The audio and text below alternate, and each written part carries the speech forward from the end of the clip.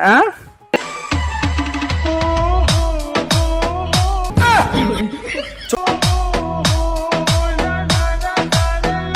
सब क्या देखना पड़ रहा है? अच्छा है मैं अंधा हूँ।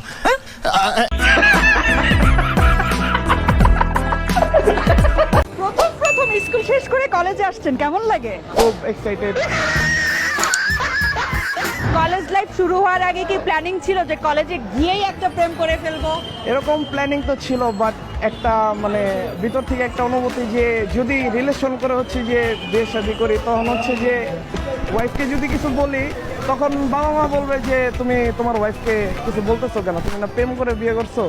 তো এই জন্যে হচ্ছে যে মানে চিন্তা ভাবনা, বাবা মা যে মেয়েটা দেখবো এটাই বিয়ে করবো, যাতে চুন থেকে পান খসলে হচ্ছে যে আমি ওরে কিছু করতে পারি। शाबाश बेटा, बहुत बढ़िया मुन्ना।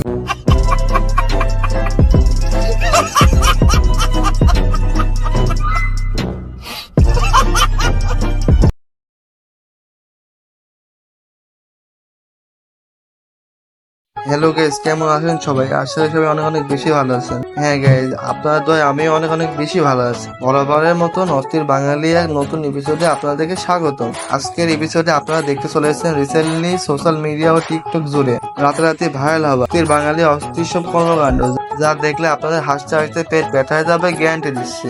দয়ালে লুকমান স্যার, দলিল sir, Dayal sir, Rahat sir, ভরসার, শাহালি, ভান্ডারি। कौन है ये लोग, कहाँ से आते हैं? দয়ালের মালাই বড়। আপনি 10-এ 10 পাইছেন কেন?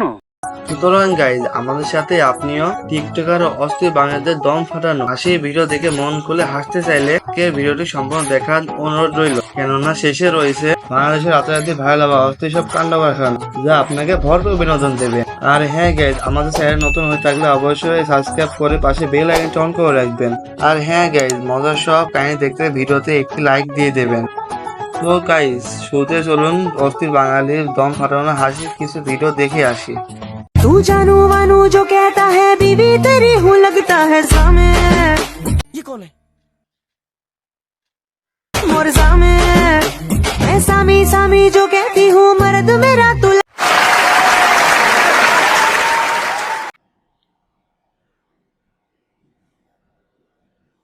নেভার। বেশি কিছু না, আমার শাশুড়ি যখন শোনায় তার নাতি হবে, তারপর যা হইল। নেক্সট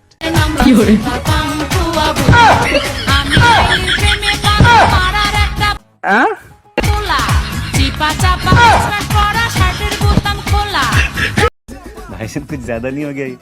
मतलब कुछ भी।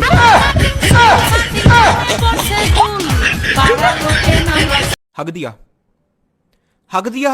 अब तक तो मुझे लगा सिर्फ पाद रहा है, लेकिन ना भाई, हक दिया।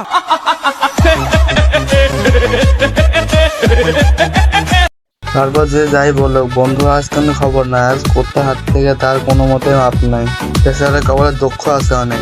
নেক্সট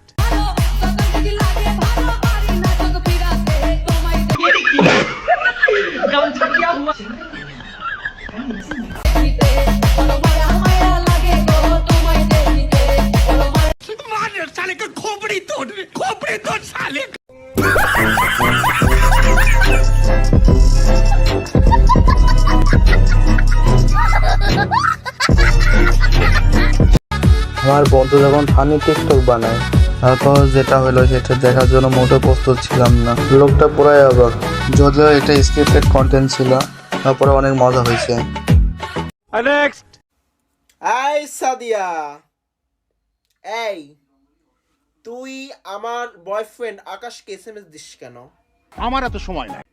এই তোর চেহারাটা একবার আয়নায় দেখেছিস? আর আমার চেহারাটা দেখ। ও আমাকে ছেড়ে তোর কাছে কেন যাবে? তুই কেন ওকে ছবি পাঠাস, কেন ওকে ফোন দিস?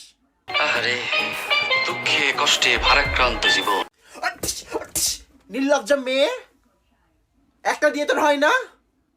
সাগরের সঙ্গে তুই রিলেশনে আছিস, আবার আমার বয়ফ্রেন্ডের দিকে কেন চোখ তোর? আর কোনোদিন যদি ওর দিকে চোখ দিস, মাইন্ডেড, আজকে সাবধান করে দিলাম। আচ্ছা